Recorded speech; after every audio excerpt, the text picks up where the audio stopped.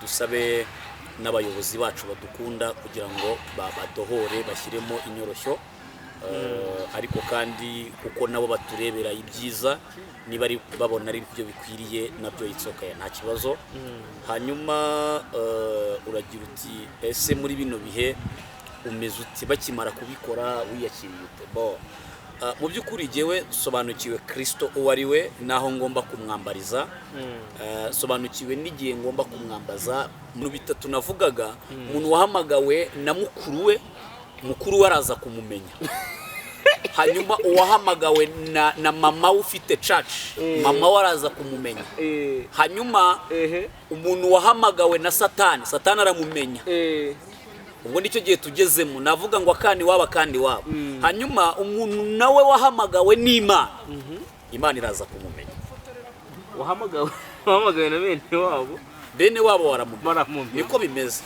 niba mukuru wawe yararere byo gufasha ivugabutumwa ry'ukuri rya nyaryo hanyuma tukavuga ko ariko nanone tugarutse kuri ibyo ngibyo tukavuga ko hari n'abandi nyine bari baramenyereye kuba barusahurira mu nduru bari baramenyereye kugutekinika utuntu n'utuntu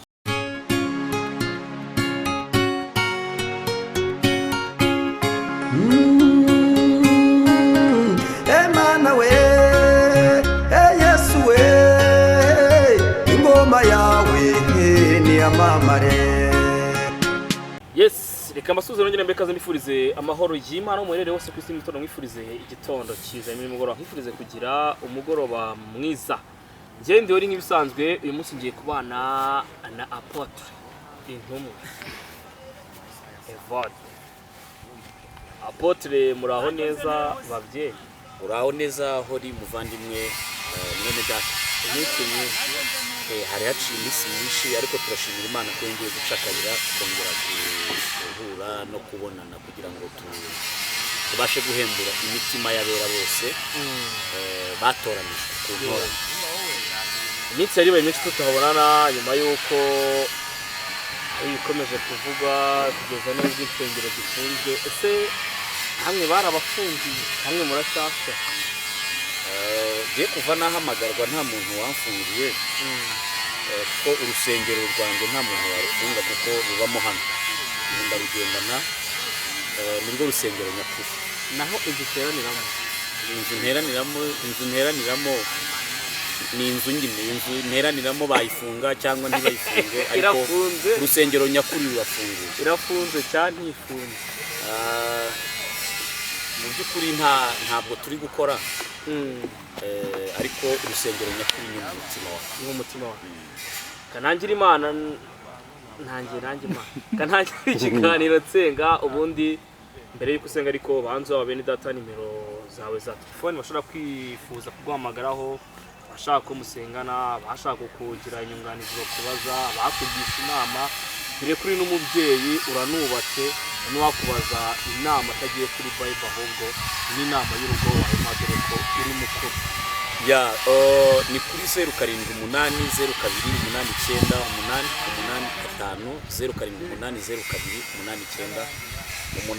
07890880780885 Fada mu izina rya Yesu urakoze ko bw'imirimo yawe duhagaritse ikirere cy'abamedi n'abapereshi muri iki kiganiro turakirukanye imbaraga zose n'imyuka ikorera mu batumvira nifashe mpiri ndakubita hasi mu izina rya Yesu ikiganiro kigirira umumaro umuntu ugikurikirana n'uzagikurikirana ahandi ubundi ikindi gihe mwami Yesu imbaraga zawe zikomeye zibane natwe turacyaha turatesha turakubita hasi mu izina rya Yesu imbaraga zose zirwanya kumenya Imana mu izina rya Yesu niko Paul yavuze ngo dufata mpiri ibitekerezwa mu mitima tukabigurira Kristo ndakwinginze rero ubane n'umunyamakuru bibumbaze ambaze ashorewe n'imbaraga yawe mu izina rya Yesu Kristo amen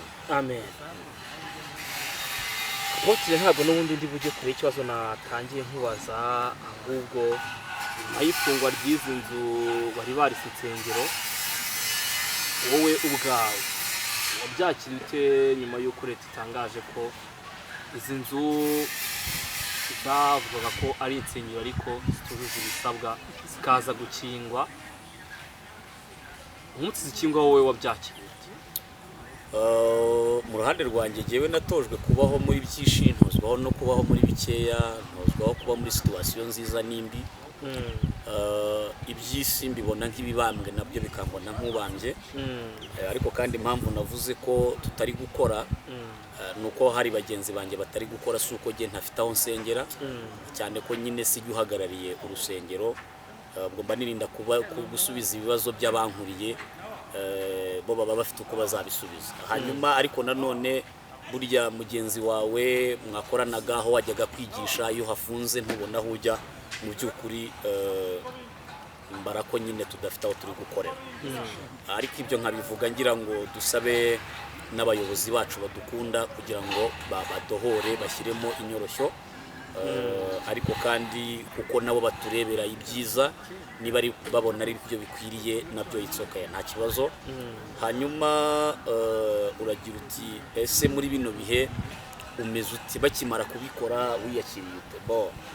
Mu by'ukuri jyewe sobanukiwe Kristo uwo ari we naho ngomba kumwambariza, sobanukiwe n'igihe ngomba kumwambaza muri situwasiyo iyo ari yo yose. Bibiliya igaragaza neza ko aho babiri cyangwa batatu bateraniye bavuga izina rya Yesu, umwami Yesu aruruka akabana nabo. Ayo ni amagambo Yesu we yivugiye we ubwe ku giti cye, aravuga ati abantu banjye babiri cyangwa batatu aho bazateranira bavuga izina ryanjye, nzururuka mbane nabo. Muri abo batatu rero harimo umugore wanjye n'abana, harimo wowe nanjye. Ubu turi iteraniro ry'abera hano, ubu tuvugana hari igiterane kinini cy'abantu benshi, harimo njye nawe. Ubu rero Yesu ari hano, kandi urumva ko muri make nta guhungabana afite, nta hungabana rikomeye mfite, kuko nizeye ko imiyaga iraza, ariko nta muyaga ushobora guhuha igihe cyose.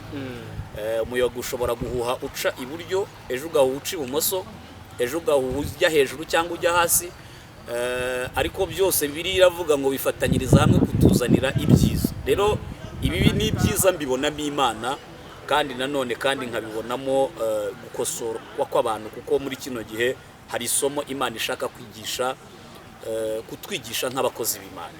Hari isomo ishaka kutwigisha bijyanye n'uko tugomba kwicara tukisuzuma, tugasubira inyuma, tugacekinga, tugakora checking. Ese koko inyigisho dufite n'izimana yaduhamagariye, ese koko turi gufasha abantu cyangwa se turi gutuma barimbuka? Iyo urebye aho isi igeze, biravuga ngo abantu amatwi azaba barya.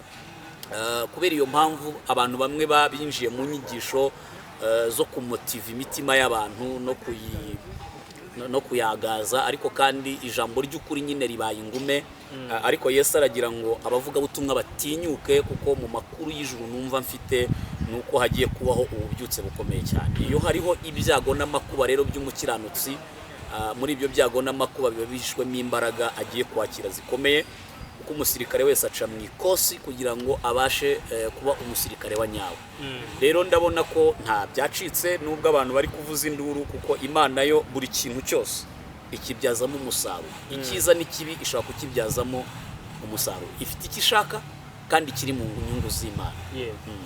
Abenshi bati ubwo insengero zifunze tugiye kongera tubone abasengaga Imana by'ukuri, ndetse tubone n'abakristo nyakuri. Bidateye kabiri, bamwe bati uwa mbere musanze mu kanwa.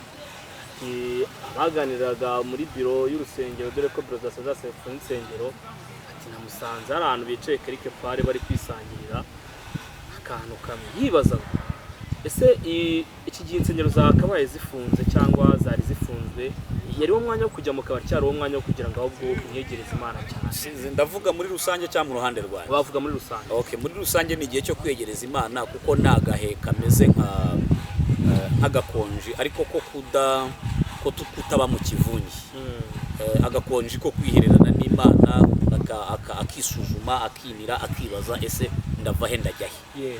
Hanyuma buriya nanone uwagiye gufata ako kantu, sinzi niba ari akeza cyangwa ari akabi, ariko niba ari akabi ntekereza ko yari asanzwe n'ubundi agafata, kuko Imana yabikoze ni ugutwikurura kugira ngo abantu bamenye uyu ninde.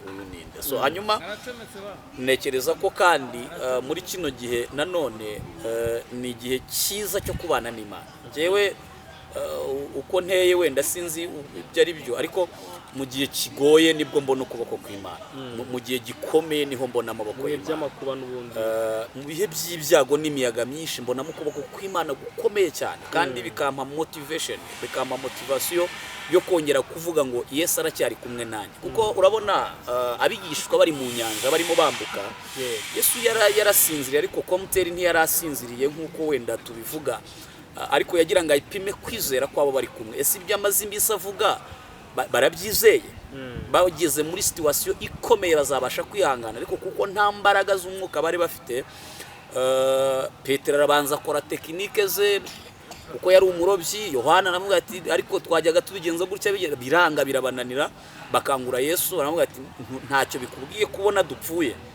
Harimo abantu rero bari kubwira Yesu ngo ntubona ko dupfuye, ariko Yesu azi icyo ari bukore. Yarakangutse, atunga ikiganza cyonyine gusa, hanyuma umuyaga uratuza. Bivuze iki rero? Biravuze ngo mu gihe cy'amakuba n'ibyago by'abana b'Imana, ukuboko kw'Imana niho kugaragara. Kandi ikindi, Imana iyo ishaka kwiyerekana, imiyaga myinshi irabanza igahuha kugira ngo icyubahiro cyayo kititirirwa undi muntu uwo ari we wese. Iyo ni imiterere y'Imana nabashije kubona.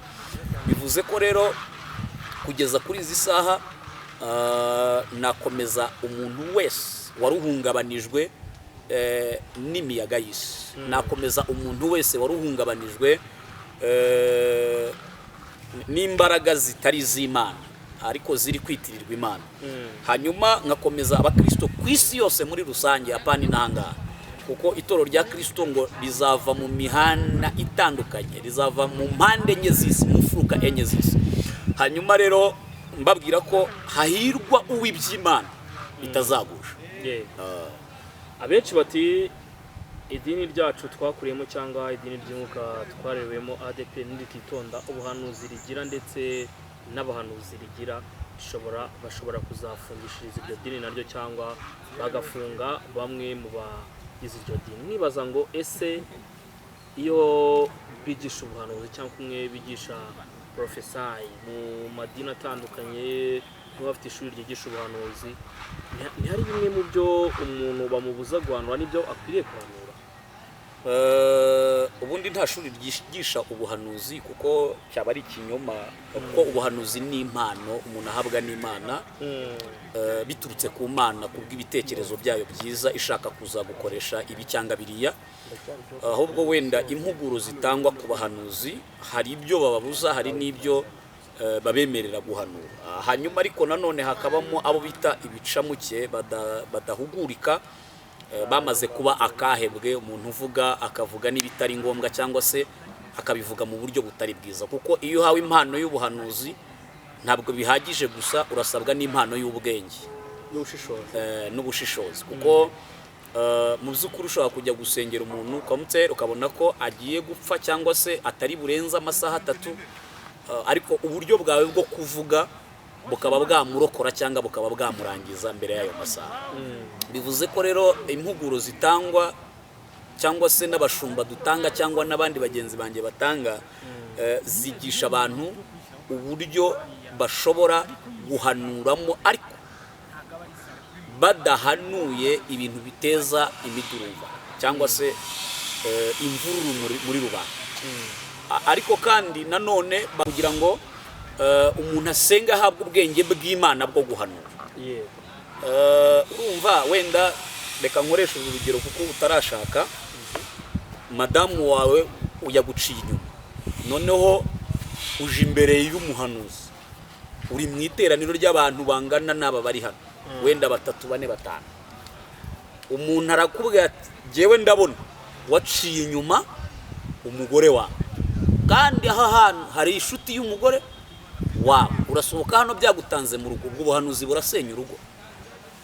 No kuvuga hari n'ubundi buhanuzi bwinshi ngo mu gihugu bigenze gutya, ngo ibintu bitari byiza gusa, ugasanga ko base Imana ni y'ibintu bibi gusa byonyine, hazaba ibintu bikomeye gusa bibi idukindagura twici turangize. Ugasanga n'ubuhanuzi nyine bw'abantu nari ngiye kuvuga imvugo itari nziza, reka mvuge ngo batararerwa neza ngo bakure. Kandi ikindi nanone platform z'abanyamakuru nyine ugasanga barakira umuntu wese ngo ni umuhanuzi, batazi ngo ari buvuge n'ibiki byanavuga n'ibintu ntibabikasoninge ngo babifupure.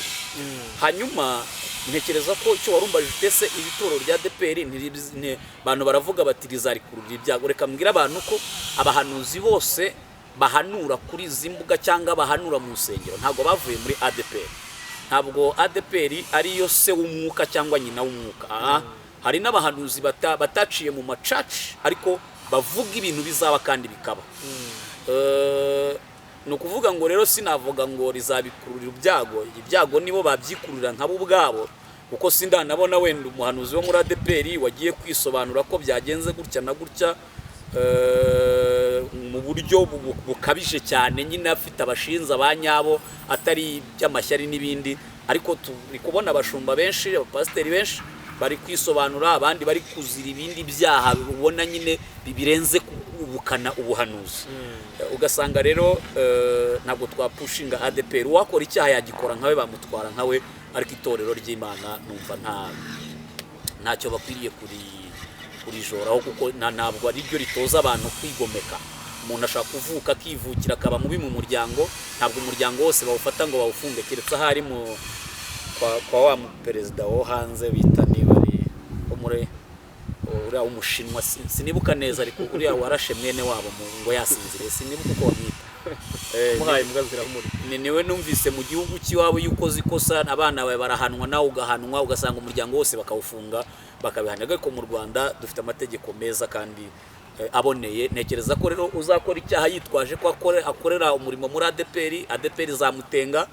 Niba muhamagaza bagahamagaza itorero, twaramutenze kubera iyo mpamvu, natwe ntabwo ari mu maboko yacu. Twaburira rero umuntu wese witwa ko akorera Imana cyangwa se ukorera Imana kugira ngo habeho kuba maso, abantu bajye bamenya amategeko y'igihugu bakoreramo, bamenye n'igihe bakwiriye gukoreramo, igihe cyo kuvuga n'igihe cyo kutavuga, utitwaje ngo nduyu cyangwa idini riniri cyangwa iriniri. Abapasiteri benshi bakomeje gukora amagrupe ya WhatsApp, ndetse na nyuma y'amagrupe ya WhatsApp bafite message bari kuduha buri mu gitondo ndetse na buri ku mugoroba. Zisa nkaho abenshi ari kuvuga ati abapasiteri bahinduriye insengero kuri WhatsApp. Abari baratwiriyeho mu mabiro ubu ngubu kuri WhatsApp no bari kutwandikira, naho bari kudushakiraho amaturo. Aba bene data baraza ko guteka insengero zifunze, kandi nabo bari kugana kuri za WhatsApp nabo babiriyeho igihe bari bafite insengero. Sinzi na mwene data nabonye ari kuvuga ko imikandara iraza kugabanwa, ariko sinshaka kubyinjiramo cyane. Ariko ndagira ngo mvuge ko mu by'ukuri wenda gukora groupe ya WhatsApp zari zisanzwe ziriho, ariko kandi nanone wenda umuntu nayikora agambiriye ikibi akanagikora, inzego z'umutekano nka RIB, urwego rw'igihugu rw'ubugenzacyaha, social media barayisobanukiwe kurenza abo bapastori. Ariko wayikora ari bwigisha ijambo ry'Imana, abwira abantu gukora, abwira abantu kumvira umwuka, agaburira abantu ijambo ry'Imana. Ako pasa nta guciye mu ijambo. Yego. Umuntu wafungiye urusengero ubu ngubu aje kwigisha ijambo ryo kwigisha abantu Imana. Natangiye nuko wari uri kunywa amazi, natangiye mvuga ko ayo magrupe ya WhatsApp yari ahari n'ubusanzwe, kuko habagaho imbuga z'itorero za church, hakabaho imbuga za korali. Ntekereza ko rero umuntu bamufungiye agahugura korali nta kosa ririmo. Umuntu bamufungiye akaganiriza abakristo biwe, akaganiriza abakristo biwe, nta kintu bitwaye. Noneho tukagaruka kuri wowe usanzwe ubarizwa mu Bayisilamu. Wakuzana rero mu by'umwuka bya Pentecote, ntekereza ko nyine wanamuvangavanga, nyine yajya asoma Bible kasoma Korowani ntimuhuze imize. Hanyuma rero twaburira umuntu washyizeho mu rubuga nkoranyambaga, namutware gake nabanza mwigishe we ku giti cye, hanyuma kugira ngo atazamukururira umurabo. Ubundi ituro rimvemo. Ituro ritarabaho abantu bari bariho, nta kintu bitwaye cyane. Ariko unatuye ntacyo bitwaye, kuko kera se ko n'abantu bagabiranaga inka. Ungabiye iyo kamera hari umuntu wabidukuramo, hari n'uwabitubwanya. Cyangwa igihe tumaranye ubugeni Imana yabigutumye ngo bimbwire ntari. Oya, ntago Imana yabintumye, ariko umpaye ituro ntacyo bitwaye, ariko utanarimaye itsoke nta kibazo. Ahenshi bati mu gikarati aba bashumba ati baradukuramo amaturo bati. Ati ko twajyaga tuyabashyira ku mabiro agire wanakomanga akakwirya akaguca amazi tubaraza kuba batati abafunze umukandara barongera intoboro si ubuhanuzi ariko namwe muraza kubyirebera. Ese Apotre koko aba bene data baraza kwimurira intoboro y'umukandara cyangwa bafite ubundi buryo bari buze kubaho kubera Imana, dore ko bamwe bari no kuvuga ati ibihe by'amashuri byageze ntabwo tubuze kubyitwaramo, amadini arafunze bite? Wenda nanjye simpanuye ariko uwimuraga intoboro n'ubundi arayimura, ariko sinzi niba barazimura bagabanya cyangwa bongera. Ashobora kuba yavuze ko barongera cyangwa se batari bwongere cyangwa se bari bugabanya, ariko icyo mvuga kano kanya nuko umuntu w'Imana azwi n'Imana. Hanyuma kandi umunyamuhamagaro ntatungwa nuko ari mu nzu y'amatafari, atungwa n'Imana yamuhamagaye.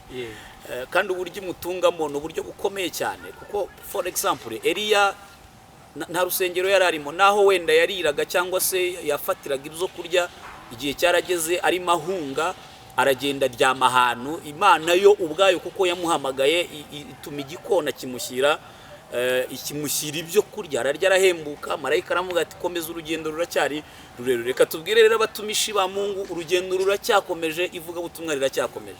Hari ibikona irere byo gufasha ivuga butumwa ry'ukuri rya nyaryo. Hanyuma tukavuga ko ariko nanone tugarutse kuri ibyo ngibyo, tukavuga ko hari n'abandi nyine bari baramenyereye kuba barusahurira mu nduru, bari baramenyereye gutekinika utuntu n'utuntu.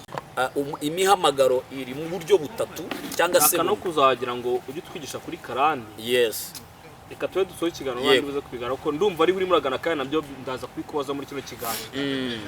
Hanyuma nk'ufirima ahangaha ni ukuvuga ngo ibi bintu bitatu navugaga, umuntu wahamagawe na mukuru we araza kumumenya. Hanyuma uwahamagawe na mama ufite church, mama waraza kumumenya.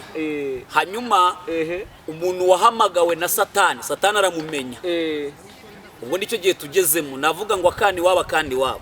Hanyuma umuntu nawe wahamagawe n'Imana, Imana iraza kumumenya. wahamagawe na bene wabo waramumenya. Niko bimeze. Niba mukuru wawe yaragufashe akakwambika ranka akagushyiraho amavuta akumenye, hanyuma unamubaza ibyo yagushyizemo ari ibiki, ariko ngo hari n'ababyutse mu gitondo ngahita yitwa. hanyuma n'abandi babyisize biraza kubabaza ngo mwatwisigaga muratuza. Kuko hari ibintu bidakinishwa, ibintu by'umwuka w'Imana ni urundi rwego, ni yindi power, ni izindi imbaraga tudafite uko twavuga kano kanya. Ubwo rero hari abantu bavuga ngo muri dimension za 9, iza 10 n'iza 10 sinkunda kwinjirira abantu kubera ko mu Rwanda bemera imyizerere itandukanye. Sinzi iyo dimension niba ari iya Satani cyangwa ari y'Imana, sataniste cyangwa ya Yesu, ariko uba muri dimension ya Yesu ya 4 cyangwa ya 5, Yesu araza kumutungira muri icyo kirere. Ariko kandi nanone tukavuga ko abantu bakwiriye gukora.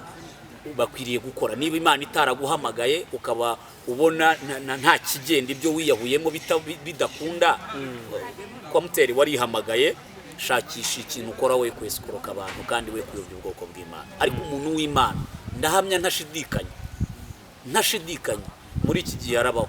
Imana iramumenya, iramuha ibirenze ahubwo n'ibyo yibwira. Ni ukuvuga ngo Bibiliya iravuga ngo erega Imana ibasha, ariko hori nzakugenza nte, Imana ibasha gukora cyane ibirenze ibyo twibwira n'ibyo dutekereza. Umuntu w'Imana iraza kuvuga ati mwana wanjye aka gakonje nguhaye banza urye unywe ariko unasenge, ariko noneho ngiye kukwereka ko bimwe nakubwiraga ko no mu muriro no mu makuba n'ibyago n'amazi nzabana nawe, ngiye kubikwereka. Ni igihe rero cyo Imana kwiyerekana, mu gihe kigoye n'Imana yerekana ubundi. Reka mbwire n'abantu kano kantu kugira ngo mbaze ikindi kibazo. Ni ukuvuga ngo mu gihe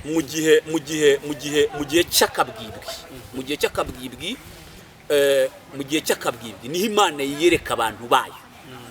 Urabona Abisirayeli barimo baragenda bakesheje ijoro byose, abanyegiputa babirukankaho. Abanyegiputa imbere yabo Imana yateretseho inkingi y'igicu cy'umukara, imbere y'Abisirayeli nubwo ari ninjoro yateretsemo igicu cy'inkingi y'umweru.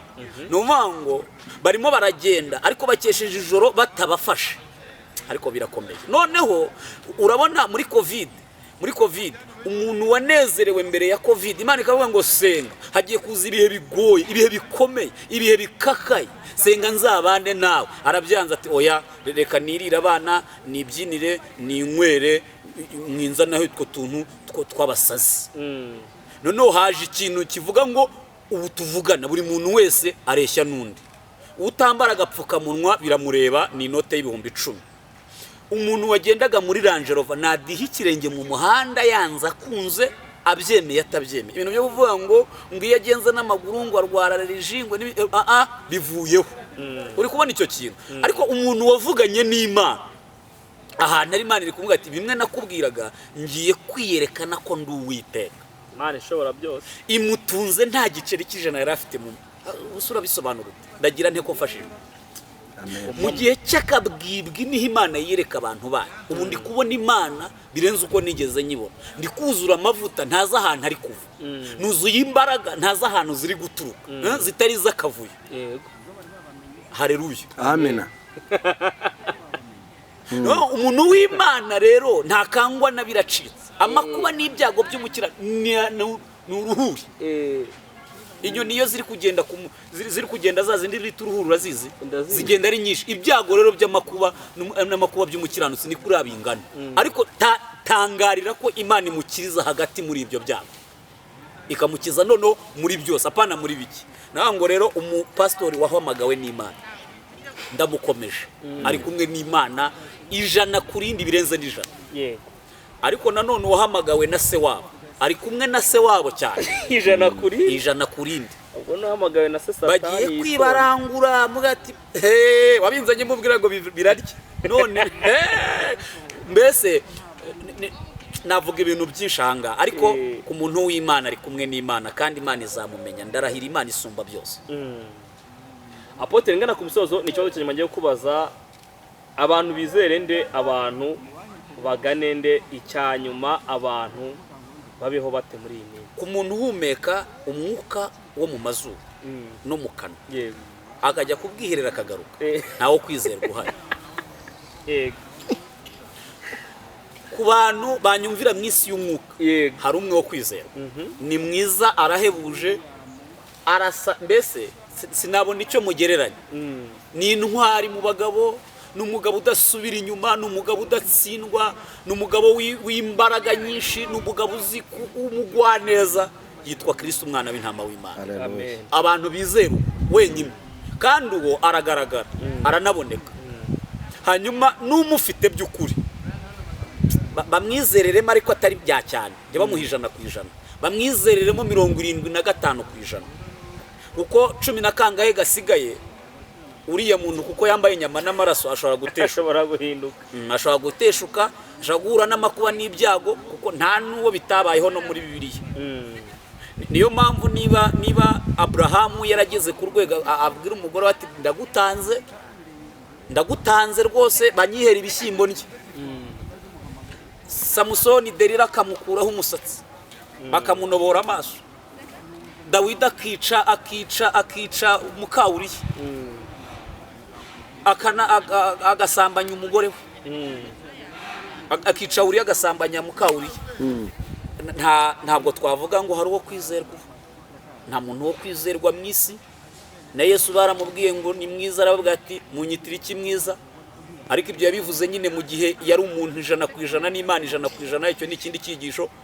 Aravuga ati mwiza n'umwe, ni data wa twese. Umuntu uri muri Europe izere Yesu, abera hose. Uri muri Canada izere Yesu, uri muri Australia izere Yesu.